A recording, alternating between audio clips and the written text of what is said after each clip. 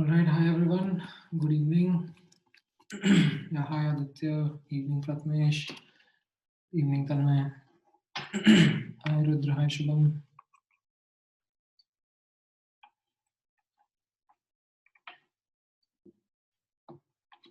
हाँ, ऐसा क्यों लगा तुम्हें रुद्र कि मेरा इंटरनेट नहीं काम कर रहा है?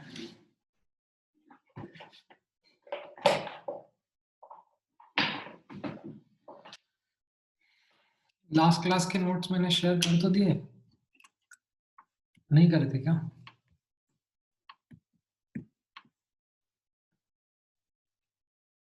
हाँ, I think आज सुबह ही करे थे या कल रात को ही करे थे, I think. Alright, so last class में हम लोगों ने हाइड्रोजन बॉन्डिंग का डिस्कशन स्टार्ट किया था ना? Correct. So let's continue with them.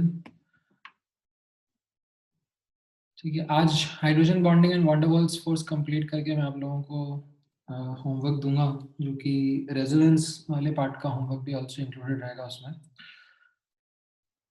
ठीक है, सो लास्ट क्लास में एज अ क्विक रिकैप हम लोगों ने हाइड्रोजन बॉन्ड्स का डिस्कस किया था एंड उनकी डायरेक्शनल नेचर पे बात करते हुए मैंने आपको ये कुछ सॉलिड HF और सॉलिड H2O के एग्जांपल बताए थे.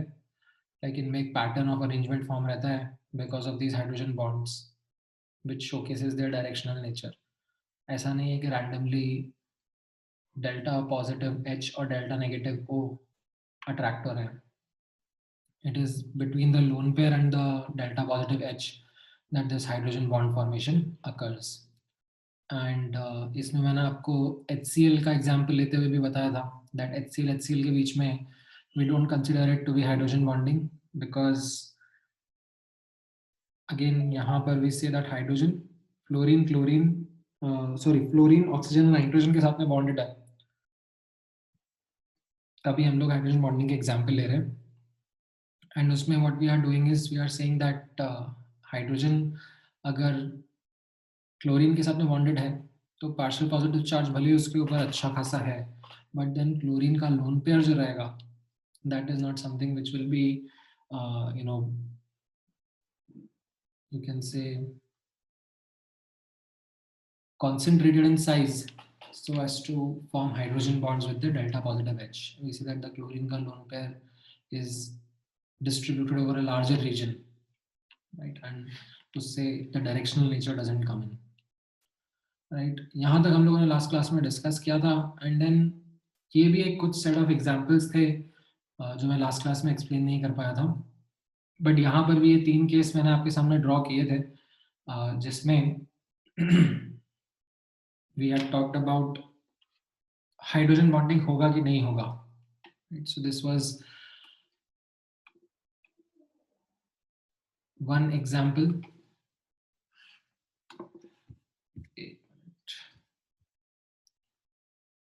This was one example जहाँ पर हम लोगों ने हाइड्रोजन बॉन्डिंग का डिस्कशन किया था.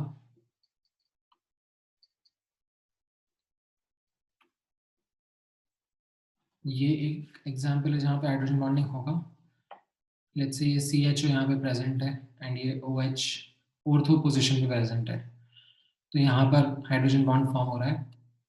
अगर ये मेटा या पैरा पोजीशन पे प्रेजेंट होगा तो फिर हम लोग इस टाइप का इंट्रामोलिकुलर हाइड्रोजन बॉन्डिंग नहीं लेंगे because what we say is that the distance is too far for hydrogen bond to form. ठीक है, यहाँ पर ये जस्ट ऑर्थो पोजीशन पे है तो हम लोग इंट्रामोलिकुलर हाइड्रोजन बॉन्डिंग कंसिडर कर रहे हैं. ठीक है, यहाँ पर if it is at meta और पैरा, ठीक है, then the distance will be too much. And then मैंने आपको ये भी एग्जांपल बताया था एक CH3COH का, राइट? CH3COH में यहाँ पर आपको बोला जा रहा है कि in this case, right, will there be a hydrogen bonding. तो अब यू कैन से कि यहाँ पर ये CH3COOH में इस ऑक्सीजन के लोन पेयर और इस हाइड्रोजन के बीच में अट्रैक्शन रहेगा, but again we don't find this kind of hydrogen bonds because यहाँ पर you can see that 4 member ring बननी होगी. 4 member ring again with lone pairs and all is quite unstable. So this is also not considered as part of hydrogen bonds. Something like this, where intramolecular hydrogen bond होकर ring formation हो रहा है, ठीक है. And ये कितना कितना member है? 1 2 3 4 5 6 मेंबर है. तो इसमें we don't have a problem. Like 5 to 6 member ring enclosures are generally what are observed in intramolecular hydrogen bonding. ठीक है. ये वाले केसेस में नहीं होगा for reasons obvious in front of you. So last class में यहाँ तक का पार्ट हम लोगों ने देखा था which was related to hydrogen bonding and types of hydrogen bonding. अब हम हाइड्रोजन बॉन्डिंग के थोड़ा और डिटेल में जा रहे हैं. Now before I proceed in these details, आपको पिछले वाले पोर्शन में से कुछ डाउट है? Anything you would want to ask and understand?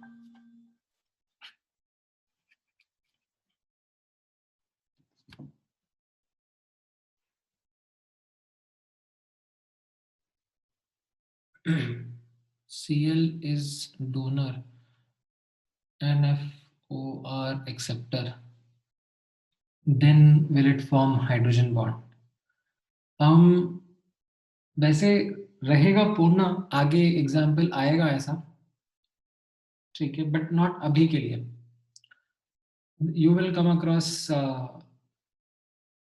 some kind of such examples in organic chem थोड़ा आगे, but not right now. अभी के लिए we'll just keep our discussion restricted to oxygen, fluorine and nitrogen only.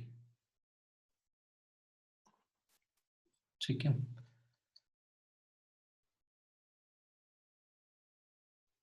हाँ, intramolecular में क्या Shreya? Intramolecular hydrogen bonding was where the donor and the acceptor are part of the same molecule. That is called as intramolecular hydrogen bonding. Intramolecular, within the molecule itself. ठीक है. अब इसमें ऐसा नहीं करना कि लाइक जैसे मैंने ये ऑर्थो पोजीशन पे बनाया हुआ है, ठीक है, तो इसमें इंट्रामोलिकुलर हाइड्रोजन बॉन्ड फॉर्मेशन हो रहा है. बट अगर इसी में मैं इस तरीके से बना दूं,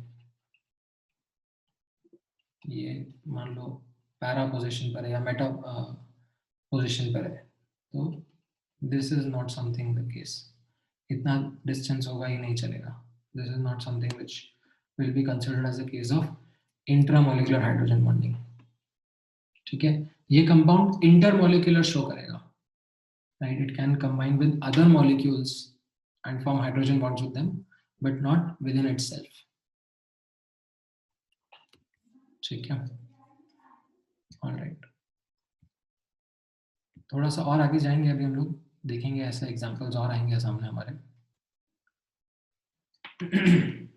हाँ हाँ तन्मय, we are going to talk about it.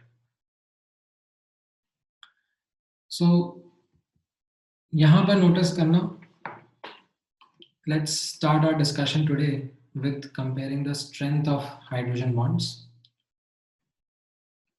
Now if you remember in the beginning of our discussion of hydrogen bonding, मैंने आपको ये explain किया था that when we talk about hydrogen bonds, we talk about two parts of it. एक तो रहेगा hydrogen bond donor and hydrogen bond acceptor, right? तो यहाँ पर अगर हम strength of hydrogen bond को देखना चाहते हैं, तो इन्हीं को we need to observe and compare. Now the first factor which comes in deciding the hydrogen bond का strength is the electronegativity of the donor. तो यहाँ पर ये जो X है which is attached to the hydrogen atom, अगर इसका electronegativity ज्यादा हुआ, राइट, इसका इलेक्ट्रोनेगेटिविटी ज्यादा है तो partial positive charge on hydrogen ज्यादा होगा, एंड अगर partial positive charge on hydrogen ज्यादा है तो हाइड्रोजन बॉन्ड का स्ट्रेंथ भी ज्यादा होगा। ठीक है, so that is one thing to understand. Then यहां पर जो एक्सेप्टर है Y, उसके ऊपर भी नोटिस करना, उसकी इलेक्ट्रोनेगेटिविटी से भी फर्क पड़ता है। अगर electronegativity of the acceptor, right, जो लोन पेयर लेके आ रहा है, वो अगर ज्यादा है तो फिर क्या होगा, हाइड्रोजन बॉन्ड का स्ट्रेंथ कम हो जाएगा, because the lone pair is attracted more by the nucleus of Y as compare to the delta plus of H। ठीक है, अगर इसकी इलेक्ट्रोनेगेटिविटी ज्यादा रही तो फिर इस लोन पेयर का इस H प्लस के साथ में अट्रैक्शन का tendency will be reduced. Now, based on these two factors, notice करना, if I ask you to compare these cases, ठीक है, so यहाँ पर you can see this is like the permutation and combination of fluorine, oxygen और nitrogen, जिससे 9 cases बन गए। इनके बीच में मुझे आपसे हाइड्रोजन बॉन्ड का स्ट्रेंथ कंपेयर करना है, तो हम लोग कैसे करेंगे? सबसे पहले आप नोटिस करोगे first factor, this is actually the dominating factor. So यहाँ पर आप नोटिस करना, in the first, second and the third case, it is fluorine which is bonded to the hydrogen atom, whereas in the fourth, fifth and the sixth case it is the oxygen that is bonded to the hydrogen atom, and in the seventh it is nitrogen, seventh, eighth and ninth it is the nitrogen that is bonded to the hydrogen. तो यहाँ पर partial positive charge in case of 1 2 3 will be more as compared to 4 5 6 as compared to 7 8 9. So collectively I can say that 1 2 3 4 5 6 से ज्यादा होंगे and 4 5 6 7 8 9 से ज्यादा होंगे in terms of their hydrogen bonding strength. अब यहां पर आप नोटिस करो, between a group, like between से 7 8 9 में मुझे कंपेयर करना है, तो 7 8 9 में कैसा रहेगा? नाउ ये तो सेम है सबके लिए, 7 8 9 में N is bonded to H, तो मुझे क्या देखना पड़ेगा यहाँ पर? Electronegativity of the donor, sorry the acceptor. तो यहाँ पर 9 का स्ट्रेंथ 8 से ज्यादा होगा एज कंपेयर टू 7,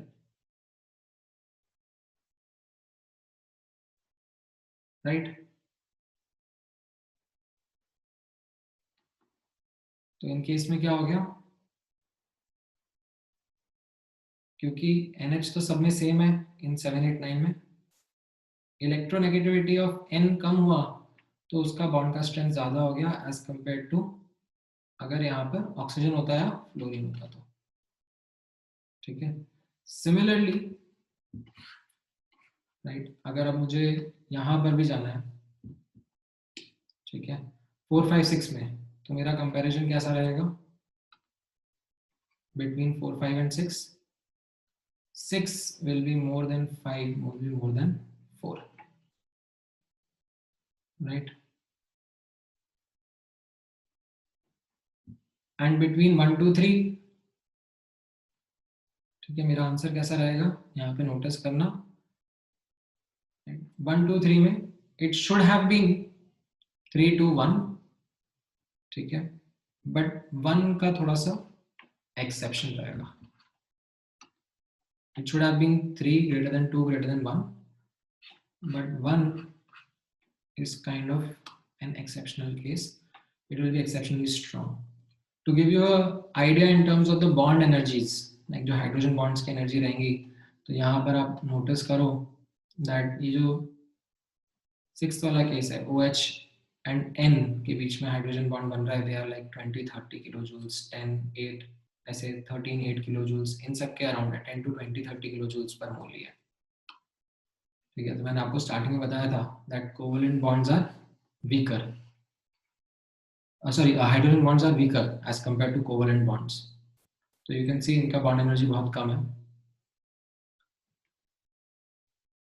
हाउएवर ये वाला जो केस है FHF वाला, राइट, ये थोड़ा सा आपका एक्सेप्शनली स्ट्रॉन्ग केस आ जाता है। क्यों आता है उसके पीछे का मैं एक क्विक जस्टिफिकेशन आप लोगों के साथ में शेयर करूंगा।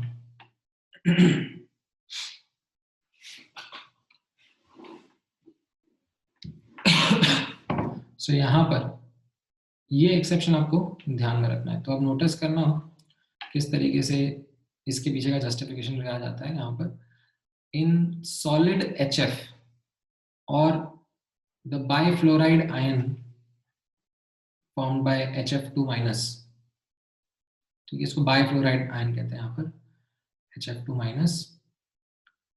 और you can also think of ice under high pressure. There is this symmetry in hydrogen bonds. Like what is the symmetry that is being talked about? यहाँ पर आप notice करोगे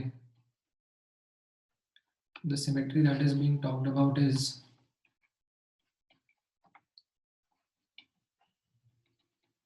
this equidistant nature.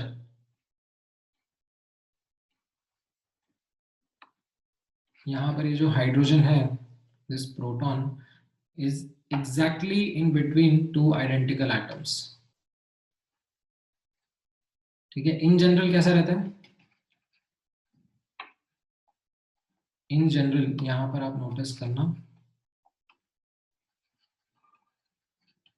in general हम लोगों ने भी discuss किया ये X, H एंड Y के साथ में हाइड्रोजन बॉन्ड्स है, राइट। सो इन जनरल क्या ऑब्जर्वेशन होता है दैट कोवेलेंट बॉन्ड जो रहेगा वो स्ट्रॉन्गर रहेगा, ठीक है, covalent bond is stronger and shorter than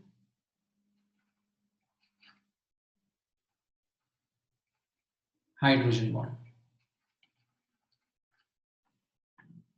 ठीक है। ये कोवेलेंट बॉन्ड था और ये हाइड्रोजन बॉन्ड रहता है। But in case of this example जो ये FHF था, या फिर OHO भी रहता है, but this is not in regular cases, this is ice under very high pressure, ठीक है, not even normal pressure, in under very high pressure conditions. यहाँ पर what is happening is that this H which is there, it is, you can say, equidistant between the two electronegative atoms. And यहाँ पर what we say, like the theory that goes behind is, it goes in saying that in this case these electrons which are there, ये जो lone pair था इसका, and यहाँ पर ये जो कोवेलेंट बॉन्ड का बॉन्ड पेयर था, यहाँ पर इसका लोन पेयर और यहाँ पर इसका कोवेलेंट बॉन्ड का bond pair, these four are delocalized over the entire molecule. So this kind of leads to, कैसा था, ये पहले स्ट्रॉन्ग था, ये वीक था, बट अब because of this delocalization that has happened, दोनों ही मतलब सिमिलर स्ट्रेंथ के आ जाते हैं, and this is what contributes to the exceptionally high strength in case of this example, this FHF, like you can see of the solid HF या फिर bifluoride ion के अंदर HF2 minus के अंदर, in this case this identical positioning, it leads to a greater energy. Now you don't need to even remember this explanation also, okay, it is just okay, like if you only remember this exceptional case, आपको strength of hydrogen bond compare करना था, ठीक है, आपने factors समझ लिए that okay, there are two factors involved, one is the electronegativity of the atom which is attached with hydrogen, that is the donor atom, and electronegativity of the atom which is bringing the lone pair, the acceptor atom. If the electronegativity of the donor is increasing, hydrogen bond का strength increases, and if the electronegativity of the acceptor increases, then hydrogen bond का strength decreases. And based on that, if I was to ask you to do this comparison, तो इसमें like the first factor plays a dominating role, and based on this collectively you can say that 1 2 3 ka strength is more than 4 5 6 ka, more than 7 8 9 ka, and within each one of them, because the first factor is same, second factor के हिसाब से जाएंगे तो यहाँ तक के part में किसी को कोई दिक्कत नहीं आता है. ठीक है, यहाँ पर ये एक छोटा सा एक्सेप्शन है दैट FHF के केस में हाइड्रोजन बॉन्ड का स्ट्रेंथ रिलेटिवली ज्यादा आ जाता है. राइट, इतना याद रख लो तो काफी है आपके लिए. But if you want to get into the details of it, that why is it the case? So this is something which is observed in the following cases, like solid HF, HF2 minus ion जो रहता है, and even for ice under high pressure conditions, what is saying is that the symmetry of hydrogen bond plays a role. Like symmetry in the hydrogen bonds is in this following manner, that यहाँ पर ये जो distance है between the hydrogen bond and the covalent bonded atom versus hydrogen bond and the as in hydrogen and the hydrogen bonded atom, ये same रहता है, in fact same observe होता है. तो इसके पीछे का रीजन ये दिया जाता है दैट यहाँ पर because of the electrons being delocalised rather than ये कोवेलेंट के इलेक्ट्रॉन्स है या हाइड्रोजन बॉन्ड के इलेक्ट्रॉन्स है, इनमें ये चारों इलेक्ट्रॉन डीलोकलाइज्ड रहते हैं. इसकी वजह से यहाँ पर एक higher strength of hydrogen bond रहता है. ठीक है, बट अगेन जैसे मैंने कहा, आप इतना भी ध्यान रख लो आपके लिए काफी है. ठीक है, नहीं ये हर एक के केस में नहीं होता, मतलब यहाँ पर भी होना चाहिए और यहाँ पर भी होना चाहिए, बट यहाँ पर होने के लिए it has to be ice under high pressure conditions only. Like otherwise this is like covalent bond छोटा रहेगा और हाइड्रोजन बॉन्ड लाइक बड़ा रहेगा, लंबा रहेगा. ठीक है, so it is only under this special case. ठीक है, now comes the important part, properties influenced by hydrogen bonding. ये आपके लिए ज़्यादा important topic रहेगा, even more important than the strength of hydrogen bond and all, because the reason why we did talk about hydrogen bonding in the first place, like मैंने आपको last class में ये बोला था कि भाई हम लोग अब miscellaneous bonds पढ़ रहे हैं. ठीक है, so हम लोग ये miscellaneous bonds इसलिए पढ़ रहे हैं because ये hydrogen bonding जो है, it is not exactly covalent bonding, right? But it is significant enough to be discussed because of the way in which it influences properties of compounds. So यहाँ पर ये special examples, ठीक है, I will be discussing where the properties are going to be influenced by hydrogen bonding. Now when I'm going to discuss these properties, तो एक चीज ध्यान से ऑब्जर्व करना, that when I will be talking about a property, उस property के बहुत सारे फैक्टर्स हो सकते हैं.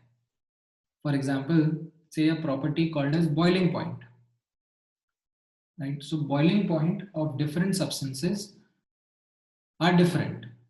Why boiling point of different substances are different? There can be numerous factors.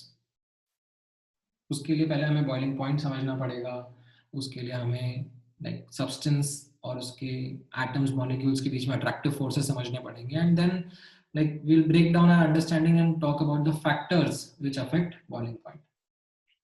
But यहाँ पर ध्यान से सुनना और समझना, मेरा ऑब्जेक्टिव आपको बॉइलिंग पॉइंट पढ़ाना नहीं है कि बॉइलिंग पॉइंट क्या होता है, बॉइलिंग पॉइंट के ऑल द इंपॉर्टेंट फैक्टर्स क्या क्या होते हैं. मैं आपको यहाँ पर सिर्फ इतना ही बताना चाह रहा हूं, what will be the role of hydrogen bonding in tweaking boiling point as a property. ठीक है, सो एक लिमिटेड पर्सपेक्टिव के साथ में आगे बढ़ेंगे. नाउ अब नोटिस करना,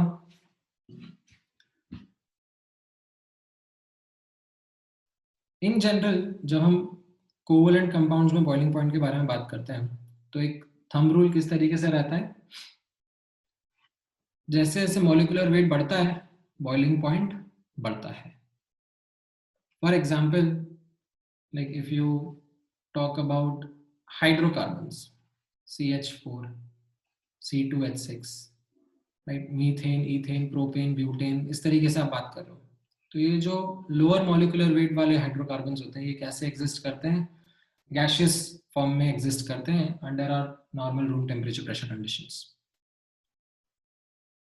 इसके आगे के जो रहते हैं वो कैसे रहते हैं, ऑक्टेन, नोनेन, डेकेन, वो लिक्विड फॉर्म में एग्जिस्ट करते हैं. राइट, मॉलिक्यूलर वेट बढ़ रहा है and this is what we are seeing. Even higher hydrocarbons जो रहते हैं C20, C30 वाली कैटेगरी के, वो वैक्सेस के फॉर्म में, सॉलिड वैक्सेस के फॉर्म में प्रेजेंट होता है. तो what we are observing is, जैसे जैसे मॉलिक्यूलर वेट बढ़ रहा है बॉइलिंग पॉइंट भी बढ़ता है. थंब रूल की तरह ही है, right. You can also notice some other examples if you would want. For example, if you notice F2, Br2, I2, right? तो F2 कैसा रहता है, रूम टेम्परेचर प्रेशर कंडीशन पे गैस के फॉर्म में रहता है. ब्रोमीन लिक्विड रहता है, आयोडीन सॉलिड रहता है. राइट, सो अगेन जैसे जैसे मॉलिक्यूलर वेट बढ़ता जाता है, what we understand is boiling point बढ़ता जाता है. So this was supposed to be the general observation in case of say comparing HF, HCl, HBr and HI also. ठीक है, अगर इन कंपाउंड्स का मैं बॉइलिंग पॉइंट कंपेयर करना चाहूँगा तो इसमें कैसा रहेगा, जैसे जैसे मॉलिक्यूलर वेट बढ़ेगा वैसे वैसे बॉइलिंग पॉइंट बढ़ना चाहिए था. वैसा ऑब्जर्व भी होता है HCl, HBr और HI के केस में. Now what we would be expecting is कि HF का बॉइलिंग पॉइंट इन सब में लीस्ट हो, but what we actually find is that HF का बॉइलिंग पॉइंट इन सबसे ज्यादा ऑब्जर्व होता है.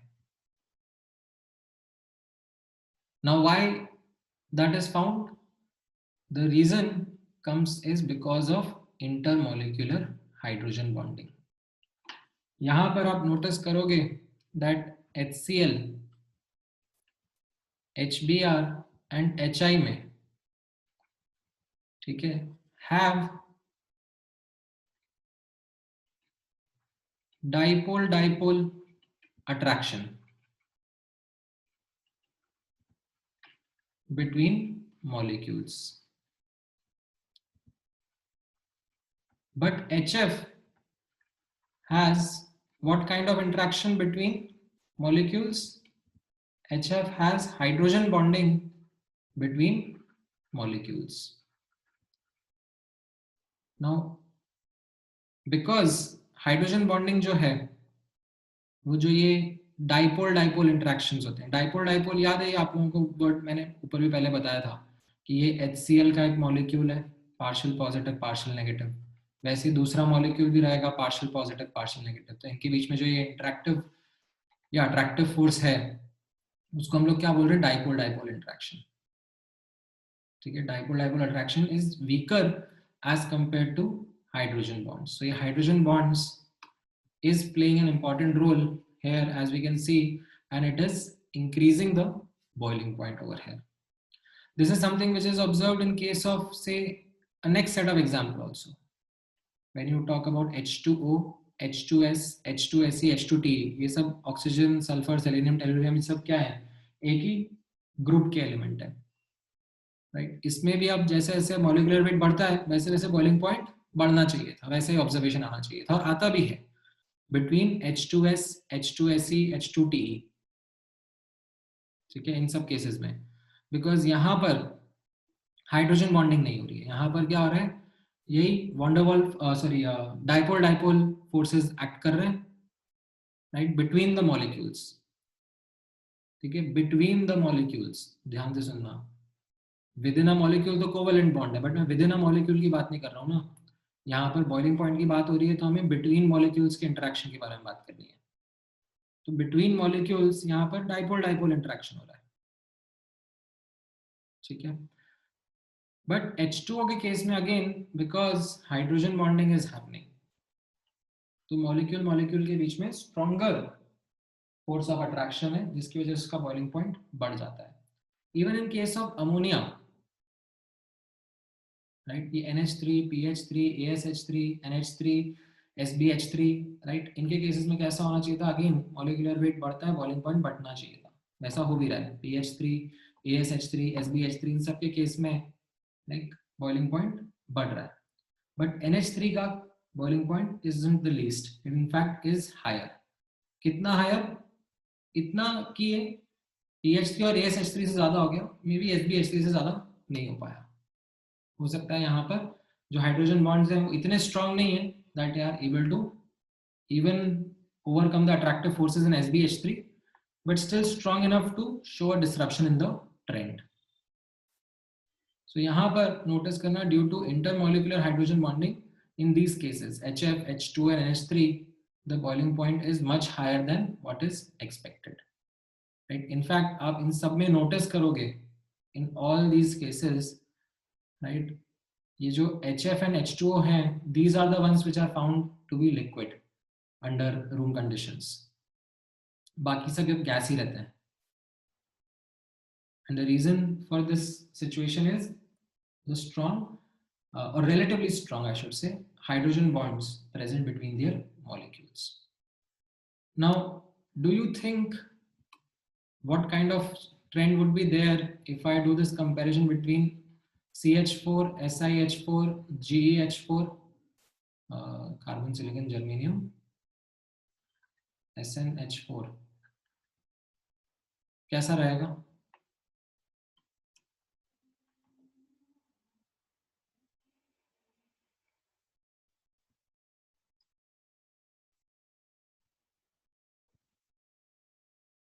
बॉइलिंग पॉइंट इंक्रीज कर जाएगा? CH4 का एक्सेप्शन रहेगा क्या? Will CH4 have a greater boiling point? CH4 में हाइड्रोजन बॉन्डिंग होता है? नहीं होता ना, तो फिर यहाँ पर आप नोटिस करोगे तो आपको नॉर्मल ट्रेंड दिखेगा. There is no hydrogen bonding happening in CH4. तो यहाँ पर मॉलिक्यूलर वेट बढ़ रहा है, बॉइलिंग पॉइंट बढ़ रहा है. The normal trend is being observed. ठीक है, so this is a very very important example to observe and remember. ठीक है, ध्यान में रखना है. काफी इंपॉर्टेंट एग्जाम्पल है. In almost every text book that you will study hydrogen bonding, ये एग्जाम्पल साइट करा जाता है, because this example helps us to understand two things. One, hydrogen bonding कहाँ कहाँ पर रोल प्ले कर रहा है, and second, how it is influencing this property of boiling point. ठीक है,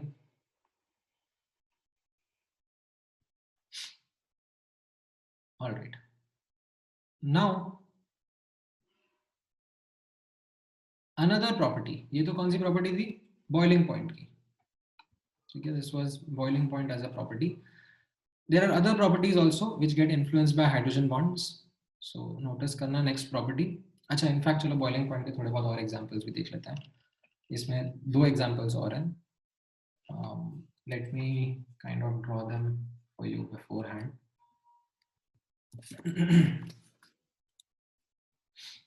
So आप इन दोनों के बीच में boiling point compare करो. C2H5OH and CH3OCH3. ठीक है, दोनों का molecular weight same है. If you notice their molecular weight, it is same. But can you now comment किसका boiling point ज़्यादा, किसका कम रहेगा? हाँ, बोलो सुमित. सर मेरे को समझा नहीं कि मतलब हाइड्रोजन बॉन्डिंग होने से लाइक बॉइलिंग पॉइंट कैसे बढ़ रहा है. अभी देखो समझाऊंगा मैं, इस एग्जांपल के थ्रू समझ में आएगा. ओके सर, और एक वो ऊपर जो था सर, HF2 जो वो था हम्म। सर, उसमें मतलब बाकी सब में क्यों नहीं हो रहा, सेम है जिसमें? नहीं, सो उसमें जो कंडीशन है for the hydrogen bond to be strong is that जो हाइड्रोजन है that is symmetrically placed between the two atoms, the two electronegative atoms. Sir मतलब उसमें भी लिखा है कि वो हाई प्रेशर में है, वैसे तो बाकी सबको भी हाई प्रेशर में कर सकते हैं ना? नहीं नहीं, बाकी सब में पहली बात तो दोनों एटम आइडेंटिकल नहीं है। नहीं, जिसमें थे मतलब लाइक तो आइडेंटिकल। हाँ, तो एक ही बचा ना सिर्फ NH3 वाला। ओके। बाकी सब नहीं बचा ना, आप बोलोगे ना, मतलब NH3 के बीच में आप बोल सकते हो ना, जहां पर ये चीज थी, NN वाला, NHN वाला, राइट। यस। इसी में बोल सकते हो ना आपकी, इसमें भी लाइक। OHO भी है ना? हाँ, OHO। तो OHO के लिए मैंने बोला ना that for ice under high pressure conditions, solid HF, bichloride ion and ice, ये आइस ही तो है। Okay sir. ठीक है, सर NH, इसमें वो स्टेटमेंट में प्रोटॉन क्या लिखा है सर, मतलब इसमें? Proton is this H only, like जो हाइड्रोजन है उसका न्यूक्लियस। ओके सर, या हम्म, इसके बारे में बताओ, क्या रहा, किसका आंसर आया, किसका बॉइलिंग पॉइंट ज्यादा रहेगा? हाँ, करेक्ट, इथेनॉल का ज्यादा रहेगा ना। कैसे? अब आप नोटिस करोगे, मतलब ये एक लिक्विड रखा हुआ है जिसमें इथेनॉल है, राइट। तो इसमें कैसा रहेगा, ये इथेनॉल का मॉलिक्यूल C2H5OH, तो ये एक मॉलिक्यूल रहा, राइट, और एक दूसरा मॉलिक्यूल रहा, राइट। ये आपस में कैसे इंटरेक्ट कर सकते हैं, हाइड्रोजन बॉन्ड्स फॉर्म कर सकते हैं, है कि नहीं? ये हाइड्रोजन बॉन्ड्स फॉर्म कर सकते हैं बिकॉज यहाँ पर जो ये हाइड्रोजन है, राइट, ये ज्यादा इलेक्ट्रोनेगेटिव ऑक्सीजन के साथ में अटैच्ड है। तो मॉलिक्यूल्स के बीच में कैसा टाइप का फोर्स है, hydrogen bonds which are stronger than, as compare to, आप नोटिस करो, अगर मैं CH3 ओ CH3 में बात करूंगा, तो यहाँ पर is any of the hydrogen capable of making hydrogen bonds, the answer is no, because these hydrogen are attached to carbon. तो यहाँ पर CH3O CH3 और इसी के जैसा एक और CH3O CH3 मॉलिक्यूल आ गया, तो उनके बीच में क्या फोर्स रहेगा, उनके बीच में जस्ट डाइपोल डाइपोल अट्रैक्शन का फोर्स रहेगा। It will not be hydrogen bonds, these intermolecular hydrogen bonds. So उससे क्या हो जाएगा, अगर मॉलिक्यूल्स के बीच में फोर्स ज्यादा है तो मुझे इनको ज्यादा एनर्जी सप्लाई करनी पड़ेगी ना, to separate them. This is what boiling is about ना, मुझे लिक्विड से गैस फेज में लेके जाना है, मुझे लिक्विड से गैस फेज में लेके जाना है, मतलब मुझे मॉलिक्यूल्स को दूर दूर करना है, मतलब मुझे एनर्जी सप्लाई करनी है। तो अगर यहाँ पे ज्यादा स्ट्रॉन्ग फोर्स रहेगा बिटवीन मॉलिक्यूल्स तो मुझे ज्यादा एनर्जी सप्लाई करनी पड़ेगी, बॉइलिंग पॉइंट हायर होगा। समझ में आया अभी?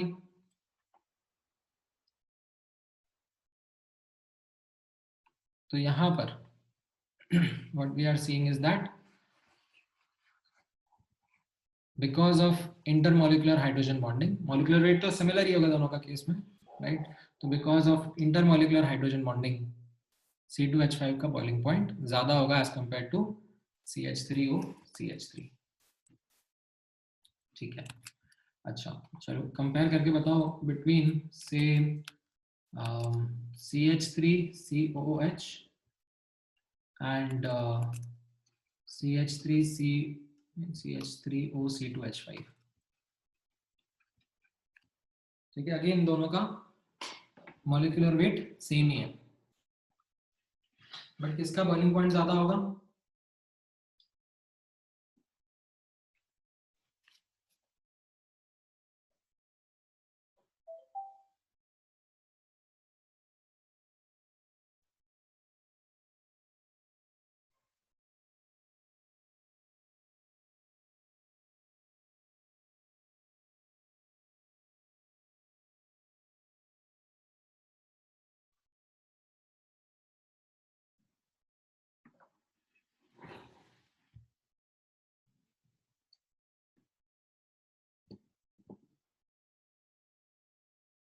करेक्ट, एसिटिक एसिड के केस में ज्यादा रहेगा।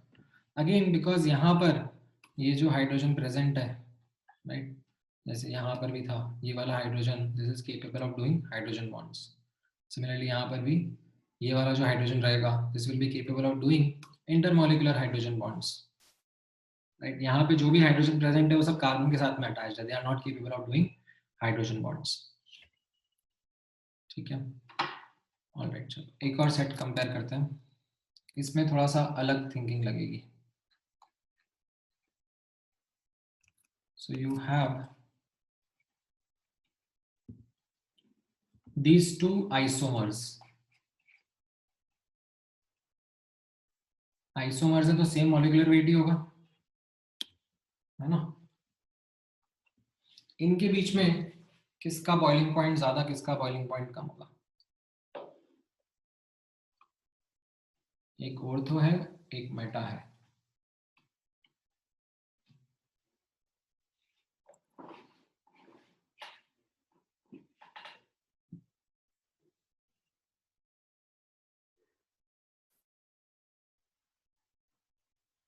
नहीं सुनी, नहीं सार्थक, नहीं पूर्णा।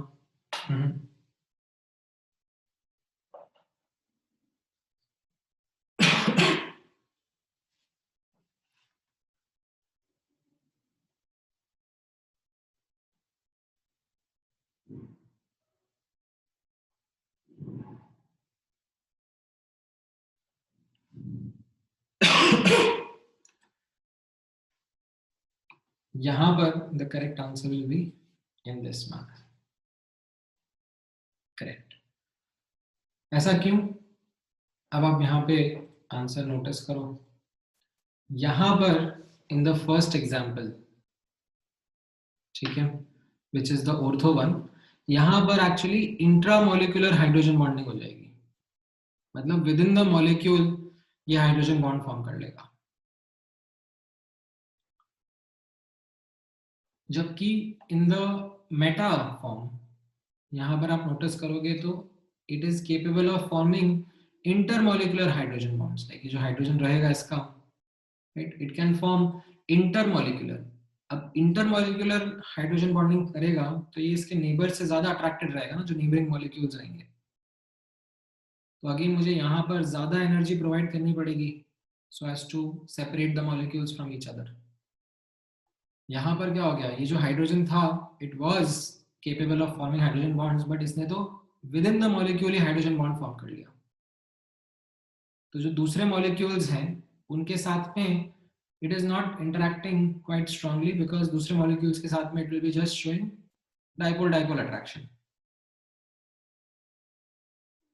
ठीक है, तो यहाँ पर this hydrogen ये इंटर तो करेगा नहीं, ये इंटर तो करेगा नहीं, ये तो होगा नहीं, ये मैंने अभी आपको बताया कि डिस्टेंस टू मच है for it to do intra. तो ये क्या करेगा, नेबरिंग मॉलिक्यूल्स के साथ में हाइड्रोजन बॉन्ड्स फॉर्म करेगा, एंड एज अ कॉन्सिक्वेंस इसकी वजह से यहाँ पर बॉइलिंग पॉइंट बढ़ जाएगा। ठीक है, हाँ बोलो सुमित। सो जो लेफ्ट वाले में जो हाइड्रोजन है, सो वो इंट्रा भी कर सकता है और बाहर वाले को भी अट्रैक्ट कर पाएगा ना, तो पॉजिटिव है तो बाहर वाले में है, बट वो इंट्रा ही करेगा ना, पहले तो मॉलिक्यूल बनेगा ना। सो बट दोनों कर सकता है ना। अरे मॉलिक्यूल पहले बना, बाद में वो दूसरों के विसिनिटी में आया ना, तो इसने पहले ही यहाँ पे एक स्टेबल हाइड्रोजन बॉन्ड फॉर्म कर लिया। ओके सर, ठीक है, तो ये अपनी नेबर्स के साथ में हाइड्रोजन बॉन्ड नहीं फॉर्म कर रहा है, ये with in the molecule intramolecular hydrogen bond form कर रहा है। तो ये अब नेबर्स के साथ में कम इंटरेक्शन शो कर पाएगा। ठीक है, हाँ, इंटर इंट्रा में कैसे आइडेंटिफाई करोगे, यही मैंने आपको अभी थोड़ी देर पहले बताया, राइट। ऑर्थो पोजीशन पर है and you can see 5 to 6 member ring बना रहा है, राइट। तो यहां पर we can say that yes, it is a good candidate for intramolecular hydrogen bonding. Meta पर है या पैरा पर है तो it is too far to show any kind of intramolecular hydrogen bonds. ठीक है, समझ में आए? All right.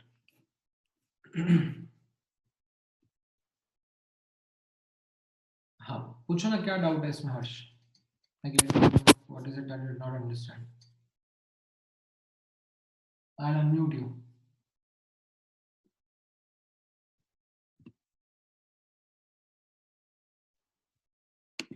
हाँ, बोलो. Hello sir. हाँ, सर यही सर इंट्रा और इंट्रा वाला सर, मतलब हाइड्रोजन इसमें कैसे इंट्रा बना रहा है एंड उधर इंट्रा, सर वो समझा नहीं मेरे को अच्छे से. अच्छा, यहाँ पर क्या ये इंट्रामोलिकुलर हाइड्रोजन बॉन्डिंग बना सकता है? नो सर, इंट्रा नहीं बना सकते सर. बहुत दूर दूर है. ठीक है, तो ये क्या करेगा? सिर्फ इंटर बनाएगा दूसरे मॉलिक्यूल्स के साथ में. करेक्ट? Yes sir. अच्छा, क्या यहाँ पर ये इंट्रा बना सकता है? यस सर, वो पास में. हाँ. तो फिर ये इंट्रा बनाएगा, इंटर नहीं बनाएगा. ठीक है, ओके सर. तो अब इसने इंट्रा बना लिया है और ये बाजू वाले मॉलिक्यूल्स के साथ में अब हाइड्रोजन बॉन्डिंग नहीं बना रहा है, राइट? तो यहाँ पर क्या हो जाएगा? Between molecules, with in molecule नहीं कह रहा हूँ, बिटवीन मॉलिक्यूल्स अट्रैक्टिव फोर्सेस कम है relatively. Correct? Yes sir. Yes sir. तो उसकी वजह से क्या होगा? यहाँ पर बॉइलिंग पॉइंट रिलेटिवली कम होगा. Okay sir. Okay sir, got it. ठीक है, यस. ऑलराइट. नाउ एक और एग्जांपल देखेंगे, ये भी क्रूशियल एग्जांपल है. ठीक है, सो इसमें अब आप नोटिस करना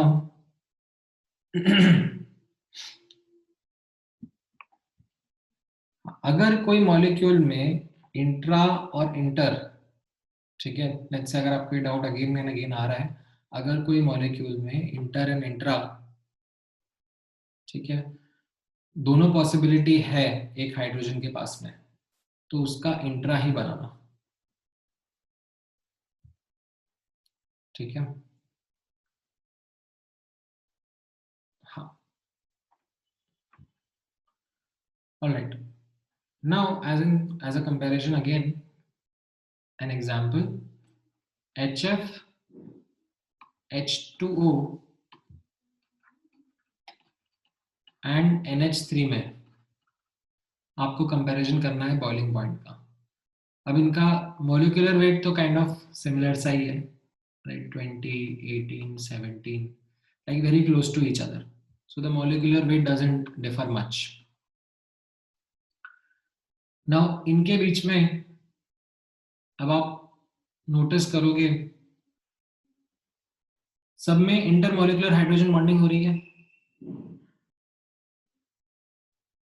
ठीक है, सब में ही इंटरमॉलिक्यूलर हाइड्रोजन बॉन्डिंग होगी. HF और HF के मॉलिक्यूल्स में हाइड्रोजन बॉन्डिंग होगी, H2O के मॉलिक्यूल्स में हाइड्रोजन बॉन्डिंग होगी, अमोनिया के मॉलिक्यूल्स के बीच में हाइड्रोजन बॉन्डिंग होगी. ठीक है, हाउएवर अब यहां पर एक एविडेंट कंपैरिजन कुछ इस तरीके से जरूर समझ में आता है, that based on the strength of hydrogen bond. ठीक है, स्ट्रेंथ ऑफ हाइड्रोजन बॉन्ड आप बोलना चाहोगे कि HF is greater than H2 is greater than NH3. ठीक है, you might want to say that. But यहां पर एक और फैक्टर अब रोल प्ले करेगा. ठीक है, नोटिस करना किस तरीके से, what factor will play that role. यहां पर H2O का सरप्राइजिंगली हाईएस्ट बॉइलिंग पॉइंट आ जाता है. as compared to HF, H2O has a higher boiling point. NH3 का कम है वो तो आपको समझ में आ रहा है, NH3 का HF से भी कम रहेगा, ठीक है। मतलब यहाँ पर अगर मुझे ओवरऑल ट्रेंड लिखना होगा, राइट, तो इसमें ओवरऑल ट्रेंड कुछ इस तरीके से रहेगा, H2O greater than HF greater than NH3, ठीक है। बट H2O का HF से क्यों ज्यादा हुआ यहाँ पे नोटिस करना, it kind of brings in another factor to the highlight here, that although the strength of hydrogen bonding is greater in HF, but the average number of hydrogen bonds per molecule is higher in case of H2O, ठीक है। कहां से आया ये statement, एक बार समझने की कोशिश करना। So if you talk about HF, इसमें कितने हाइड्रोजन प्रेजेंट है, देयर इज 1 हाइड्रोजन, एंड कितने लोन पेयर प्रेजेंट है on fluorine, 3 lone pair present होंगे, right. So now if I take 1 mole of HF, ठीक है, if I take let's say ये मेरे सामने 3 बकेट्स हैं, राइट, इसमें 1 मोल HF रखा हुआ है, इसमें 1 मोल H2O रखा हुआ है, और इसमें 1 मोल अमोनिया रखा हुआ है, ठीक है। तो if I take 1 mole HF, तो मेरे पास में 1 मोल हाइड्रोजन एटम्स हो गए एंड 3 मोल लोन पेयर हो गए, राइट। बट कितने हाइड्रोजन बॉन्ड्स बनेंगे, राइट। लिमिटिंग रिएजेंट वाला कॉन्सेप्ट याद है आपको, एक हाइड्रोजन बॉन्ड बनाने के लिए एक H और एक लोन पेयर लगेगा। अगर 1 मोल H है और 3 मोल F है, तो ये मेरा H लिमिटिंग रिएजेंट की तरह हो गया, तो मेरे जो average number of hydrogen bonds बने, राइट, ये मेरा जो average number of hydrogen bonds बन रहे हैं, ठीक है, पर मॉलिक्यूल, वो कितने आ जाएंगे, एक ही बन जाएगा, या पर मोल 1 मोल हाइड्रोजन बॉन्ड्स ही बन जाएंगे, ठीक है। यहां पर अब मैं H2O का एग्जांपल देखता हूं। H2O में आप नोटिस करोगे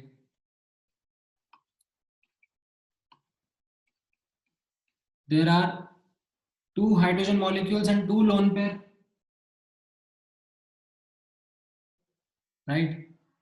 So if I ask about the number of hydrogen bonds that will be forming per molecule,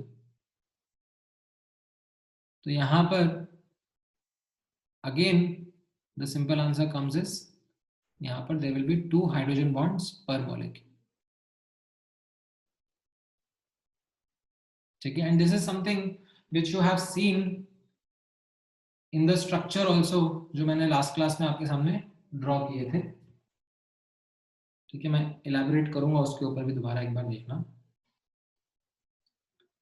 and in case of NH3 आप नोटिस करोगे यहां पर विद अ मॉलिक्यूल 3 हाइड्रोजन है, बट लोन पेयर तो एक ही है,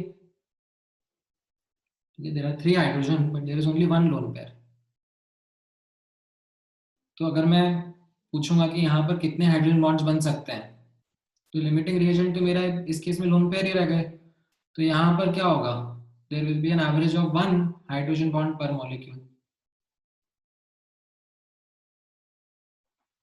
सो डिस्पाइट, यहाँ पर नोटिस करना, जैसे मैंने यहाँ पे लिखा, despite HF hydrogen bond being stronger than H2O, what we are seeing is that for a given quantity like 1 mole of all these substances, the greater number of hydrogen bonds are going to be forming in case of H2O, and because of those greater number of hydrogen bonds that are forming on a per molecule basis, यहाँ पर boiling point ज्यादा आ जाएगा as compared to HF।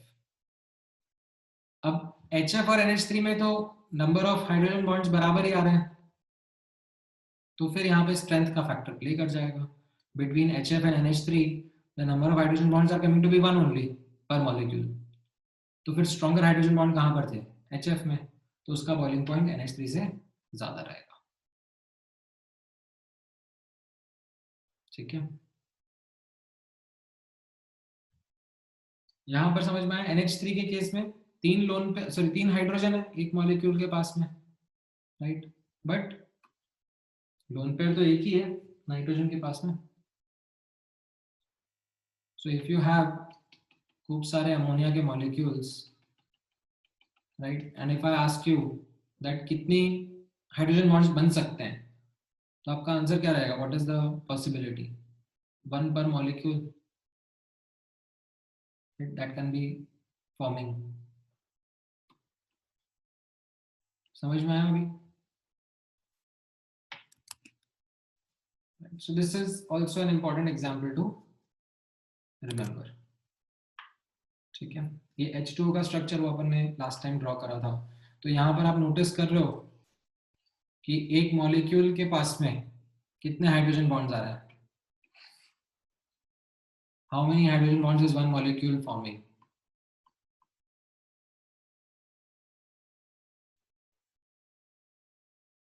There are 4 hydrogen bonds that one molecule is forming, but each hydrogen bond is shared between 2 molecules. So on an average, ठीक है, अगर मैं आपसे ऐसे पूछूंगा कि maximum number of hydrogen bonds that H2O molecule can make, तो आपका आंसर होगा 4. ठीक है, that is the maximum number that it can make. But अब यहाँ पर आप नोटिस करोगे कि हर हाइड्रोजन बॉन्ड 2 मॉलिक्यूल के बीच में शेयर्ड है. तो like you divide that number by 2 to get the average number of hydrogen bonds per molecule. That will be coming out to be 2. ठीक है, ऑलराइट, ये वाला एग्जांपल समझ में आया आप लोगों को?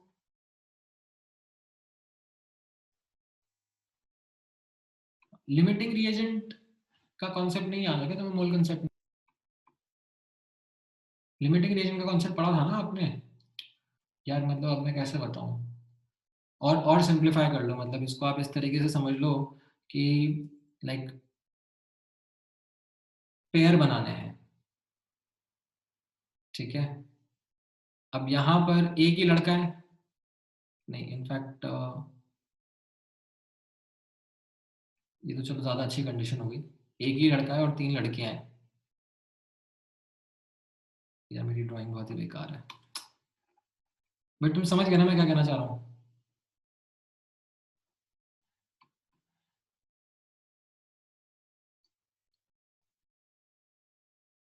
ठीक है,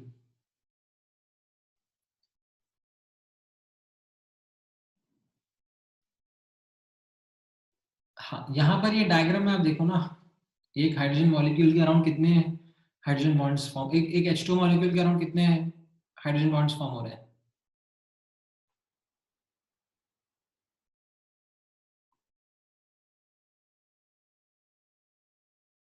राइट,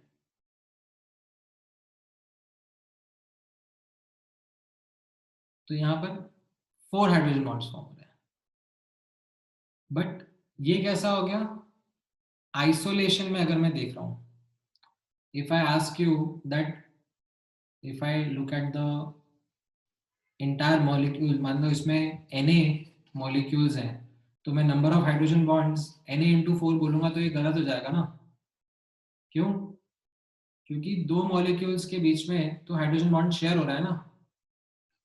तो इफ आई आस्क यू कितने हाइड्रोजन बॉन्ड फॉर्म हो रहे हैं, तो मेरा आंसर होना चाहिए Na×2. ठीक है, that on an average there are 2 hydrogen bonds per molecule on an average. ठीक है, जस्ट पर मॉलिक्यूल में अगर मैं पूछूंगा मैक्स कितने फॉर्म हो रहे हैं, तो हाँ आप 4 आंसर कर सकते हो. ठीक है,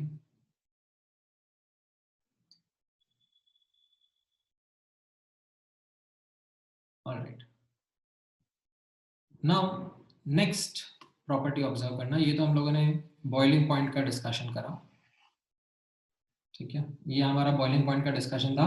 and again as I said, वापस से मैं रिआइटरेट कर देता हूँ, जब हम लोग ये डिस्कशन पढ़ रहे थे तो हमारा ऑब्जेक्टिव बॉइलिंग पॉइंट क्या होता है, बॉइलिंग पॉइंट किन फैक्टर्स पे डिपेंड करता है, ये सब स्टडी करना नहीं था। मैंने आपको इतना बताया है कि बॉइलिंग पॉइंट कैसे केसेस में हाइड्रोजन बॉन्डिंग से इन्फ्लुएंस हो पा रहा है। ठीक है, that is it what I wanted to tell you.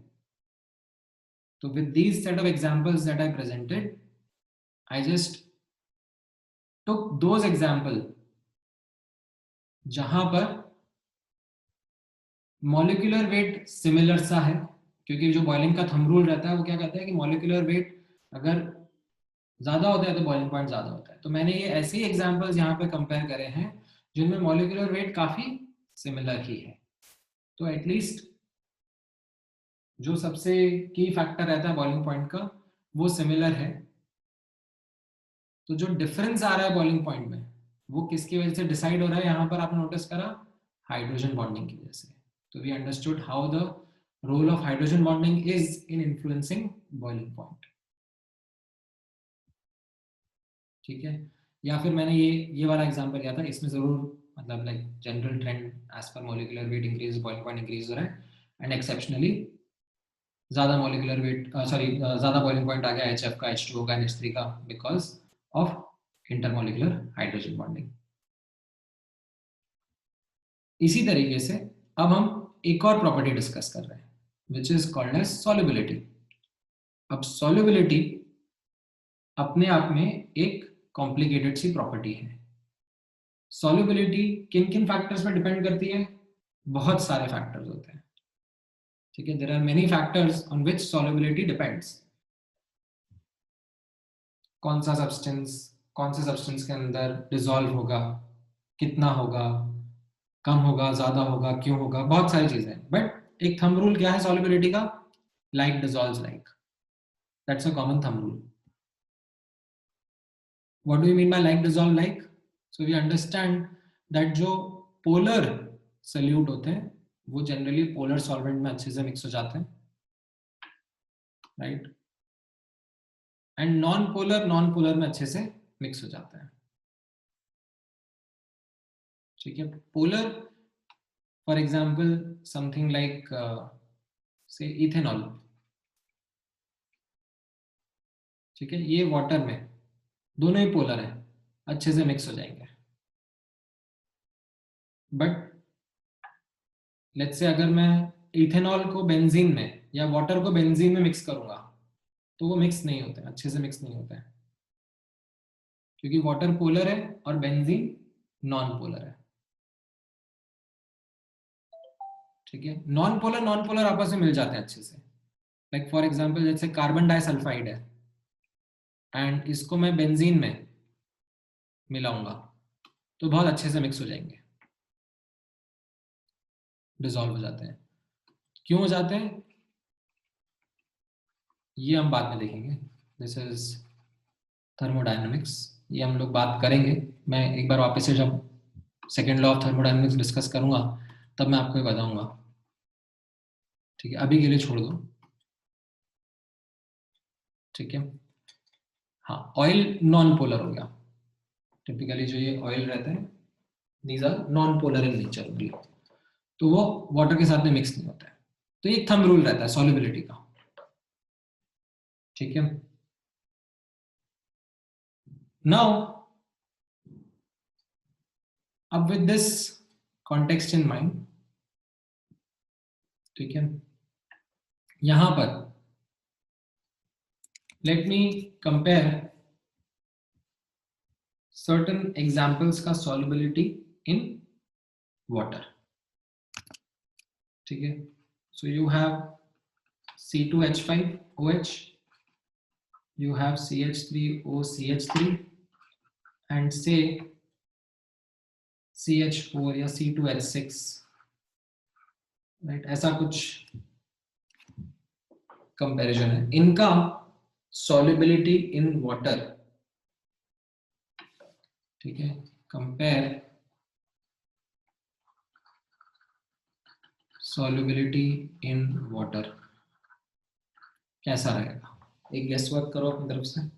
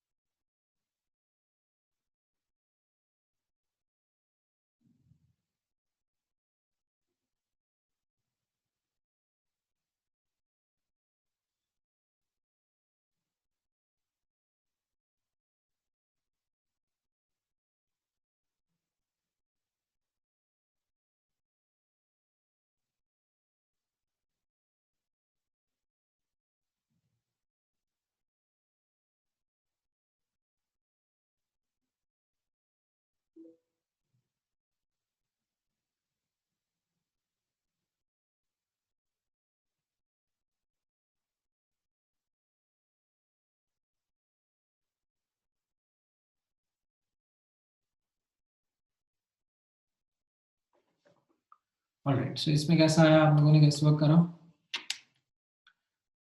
अब नोटिस करना, ये जो कंपाउंड है, ठीक है, ये तो नॉन पोलर है, CH4 मान लो या फिर C2H6 मान लो, ये तो कैसा है? नॉन पोलर है। तो ये नॉन पोलर तो वैसे भी वाटर पोलर होता है, ठीक है।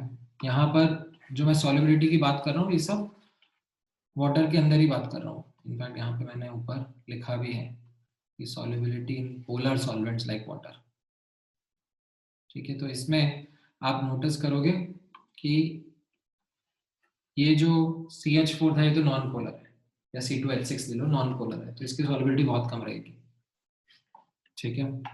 अब ये दोनों पोलर थे, C2H5 भी OH भी पोलर था और CH3O CH3 भी पोलर था, ठीक है।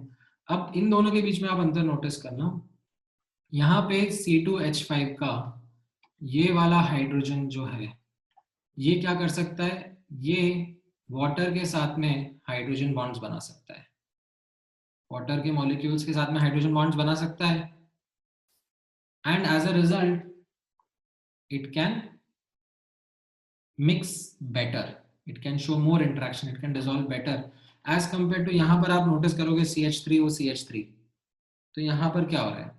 यहाँ पर लाइक पोलर नेचर है इसका, ठीक है, बट हाइड्रोजन बॉन्डिंग की कैपेबिलिटी नहीं है। तो यहाँ पर this hydrogen bond plays an important role,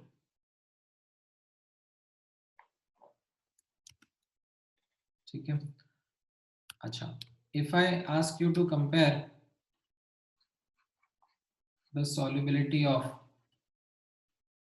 this versus this in water, isomers है,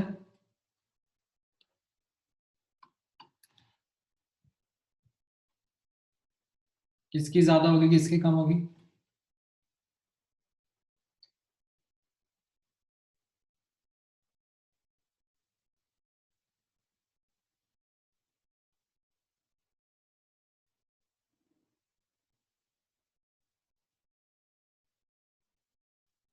हाँ हाँ, वो आपकी बात सही है सार्थक, दैट यहाँ पर H2O can form hydrogen bonds with इसका लोन पेयर, राइट, वो यहाँ पर भी हो सकता था, राइट, बट यहाँ पर एक और एडिशनल हाइड्रोजन है ना for making more bonds.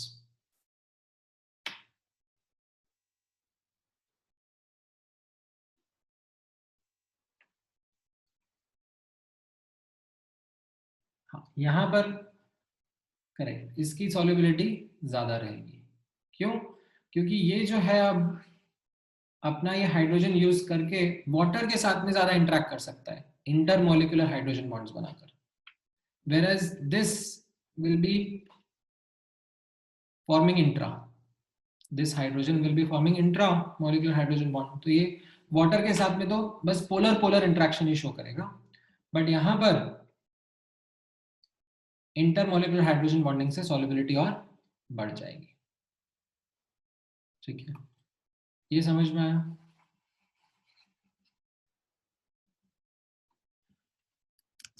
Alright, अच्छा एक और example just to add more information to this. So you have CH3, CH2, CH2, CH2, CH2OH, ठीक है, वर्सेस CH3OH.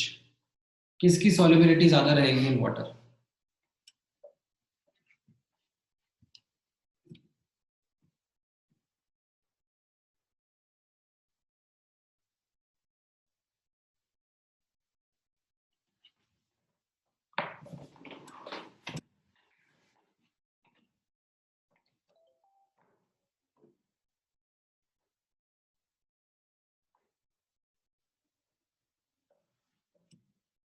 See, दोनों में ही हाइड्रोजन बॉन्डिंग वाले हाइड्रोजन प्रेजेंट है, ठीक है, so that is kind of a similarity, but we find जहां पर हाइड्रोकार्बन की चेन छोटी है, ठीक है, that is more conducive towards hydrogen bond formation. This being bulkier, larger hydrocarbon chain, it influences how interactions will happen with water. It will decrease the interactions with water.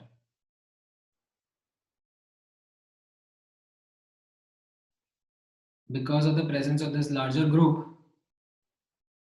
what we say is that interactions with water will be inhibited.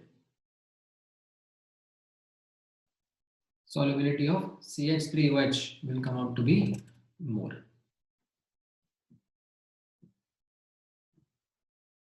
ठीक है, so एक general यहाँ पर आपके लिए एक conclusion रहेगा for you to follow later.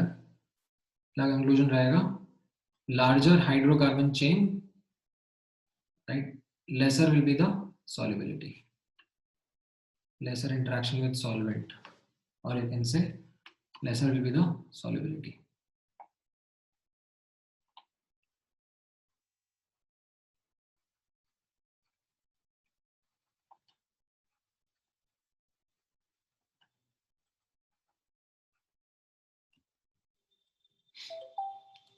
ठीक है,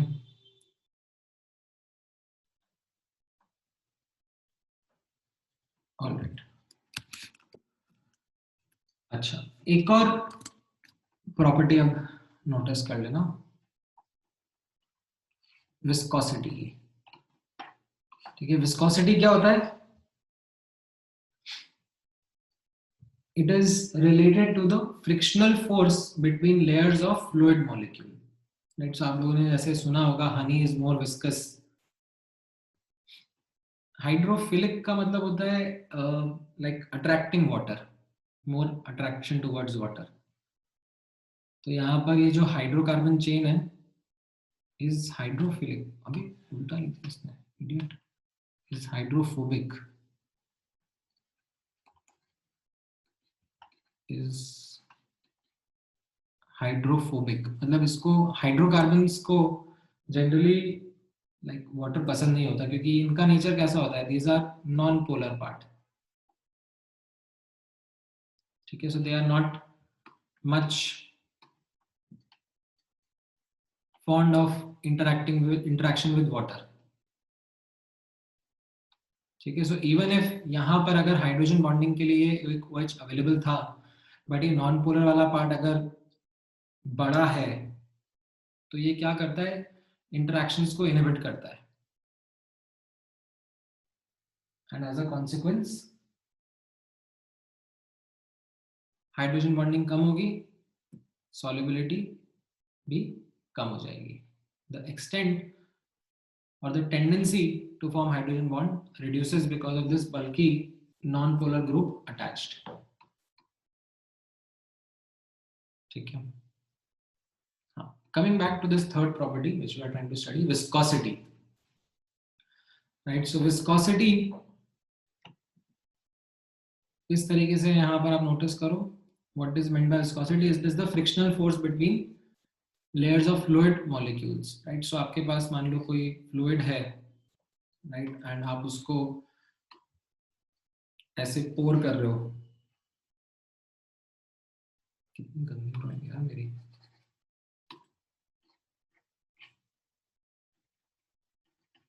राइट।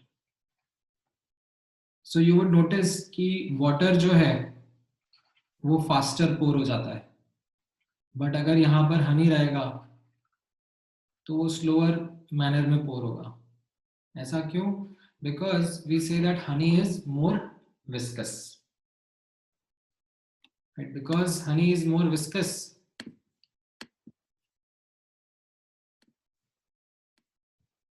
बिकॉज हनी के मॉलिक्यूल्स के बीच में like there is a greater force of attraction, ठीक है। नहीं, थिकनेस नहीं, थिकनेस से रिलेट नहीं करते, it is frictional force between layers of molecules. So यहाँ पर let's say if I ask you to compare between CH2 CH2OH, ठीक है, CH2 CH2OH and say CH3OH, right. इनके बीच में अगर मैं आपको कंपेयर करने के लिए बोलूं that what will be the answer of order of viscosity, तो क्या रहेगा?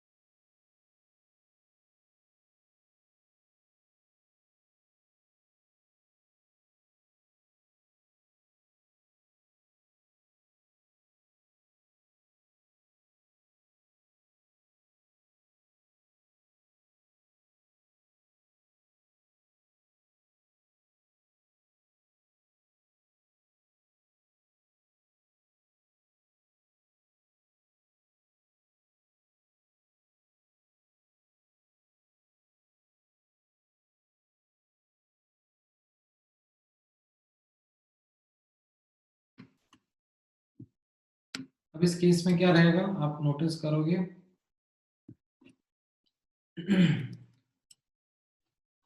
the trend will be in the following manner. Reason being, आप इस मॉलिक्यूल को ऑब्जर्व करो, राइट।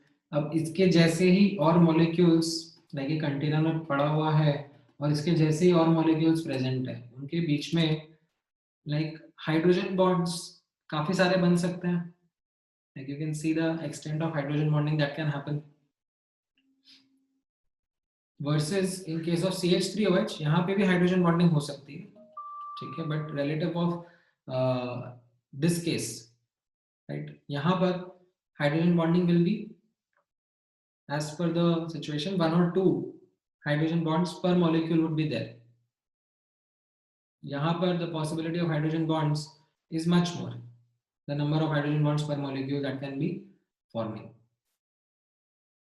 तो इससे क्या हो जाएगा, मॉलिक्यूल मॉलिक्यूल के बीच में अट्रैक्टिव फोर्सेस ज्यादा रहेंगे, they will be well bonded to each other and as a result एक दूसरे के ऊपर स्लाइड करने में उनको दिक्कत आएगी, right, because they are more attracted to each other. तो यहाँ पर विस्कोसिटी ज्यादा रहती है, like we call this as glycerol, glycol and methanol, ठीक है। तो यहाँ पर what you can understand is glycerol यहाँ पर ज्यादा विस्कस है, and reason being greater the extent of hydrogen bonding, greater is the viscosity.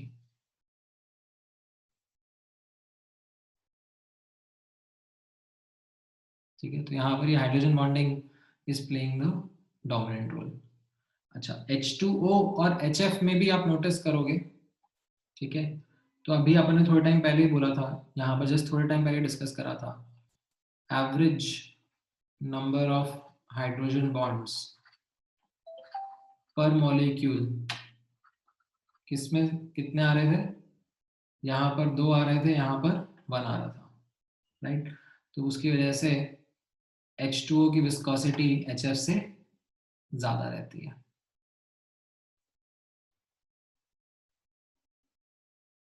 ठीक है, बिकॉज यहाँ पर again extent of hydrogen bonding is more as compare to in case of HF। ठीक है, तो ये अनदर प्रॉपर्टी जिस पे I just wanted to highlight that hydrogen bonding does play a role. अच्छा, अब यहां पर नोटिस करना नेक्स्ट फैक्टर के बारे में। So in fact there are some I would say miscellaneous explanations only, जहां पर ऐसे ऑन एंड ऑफ बेसिस पे कई बार हाइड्रोजन बॉन्डिंग को यूज कर लिया जाता है टू एक्सप्लेन। तो 1-2 केसेस आप यहाँ पे नोटिस करो। एंड अगेन ऐसा मत सोचना कि आपसे लाइक एक्सपेक्टेड है कि आपको ये पहले से पता होगा। ठीक है, this is something which is being shown to you and then justification is being asked. So यहाँ पर ये स्टेटमेंट आपके सामने, acetic acid forms dimer when dissolved in non-polar solvent like benzene. Acetic acid कैसा है? How is acetic acid as a molecule? Polar or non-polar?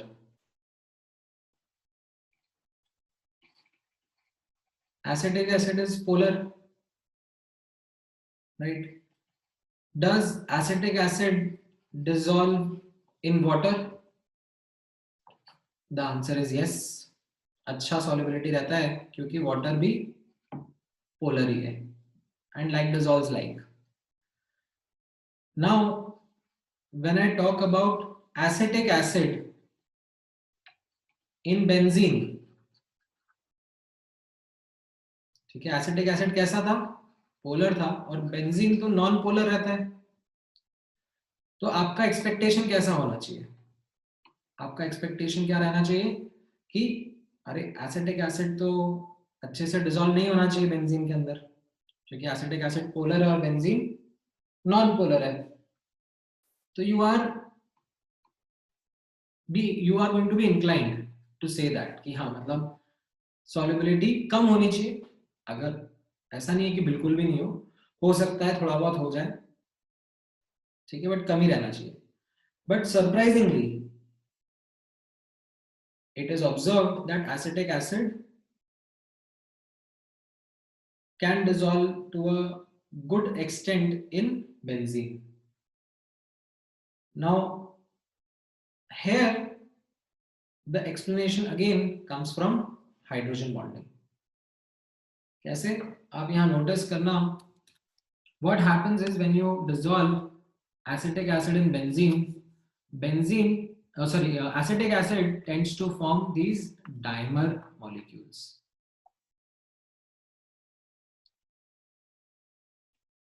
ठीक है, and just ऐसा नहीं है कि बेंजीन है, मतलब अदर नॉन पोलर सॉल्वेंट्स भी आप देखोगे उसमें ऐसा हो जाएगा दैट यहाँ पर बेंजीन एसिटिक एसिड इस तरीके से, ये एक एसिटिक एसिड का मॉलिक्यूल है, राइट, और ये दूसरा एसिटिक एसिड का मॉलिक्यूल है।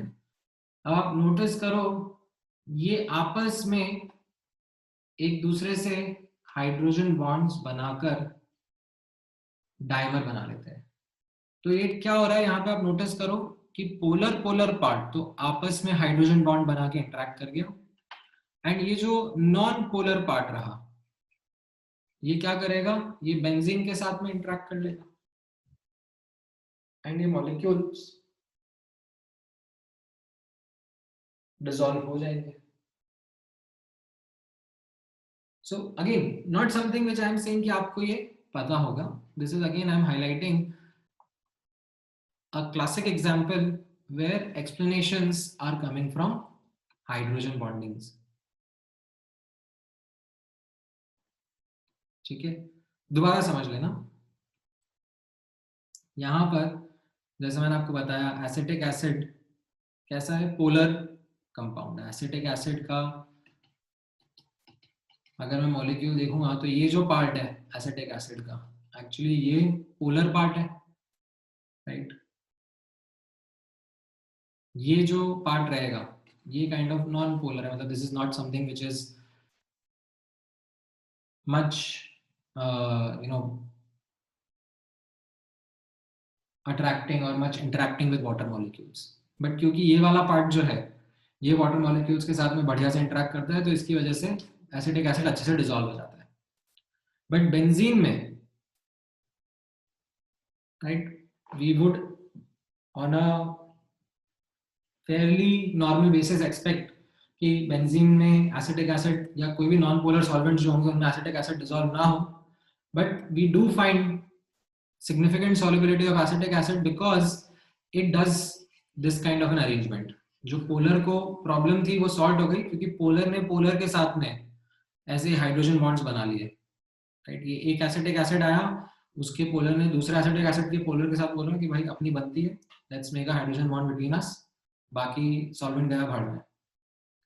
एंड देन ये जो नॉन पोलर वाले पार्ट थे दे आर लाइक कि हाँ हमें तो नॉन पोलर सॉल्वेंट के साथ में इंटरेक्ट करना अच्छा लग रहा है, we are fine with this, and as a whole like this becomes like a solute particle and it then can mix well with the benzene molecules। ठीक है, समझ में आया? Again as I said, not expecting कि आपको ये पहले से पता होगा ऐसी चीजें, these are just some explanations that are coming from hydrogen bonding। ठीक है, similarly water and certain other alcohols, they also show this tendency, they tend to polymerize through hydrogen bonds when dissolved in non-polar solvents। ठीक है, जैसे water हो गया या कोई और अल्कोहल हो गए, लाइक इथाइल अल्कोहल हो गया C2H5OH, राइट। तो इनका कैसा है, इनको भी अगर हम नॉन पोलर सॉल्वेंट में डाल देते हैं तो वो क्या करेंगे, आपस में ऐसे लाइक पॉलीमराइज कर जाएंगे, मतलब मल्टीपल मॉलिक्यूल्स आपस में आ जाएंगे और उनके बीच में जो हाइड्रोजन बॉन्ड्स बनाने वाले हैं वो बनते जाएंगे, एंड जो नॉन पोलर वाले हैं वो फिर सॉल्वेंट के साथ में इंटरेक्ट कर जाएंगे। ठीक है, हाँ करेक्ट, ठीक है, हाँ वो शूट तो हो गया टाइम। ठीक है, आप लोग आज का क्लास यहीं पे अपन लोग क्लोज करते हैं, क्योंकि इसके आगे फिर आपका अगला क्लास है, तो इसके आगे से मैं कंटिन्यू करूंगा नेक्स्ट क्लास में। ठीक है, चलो, all right guys, take care, thank you, bye bye.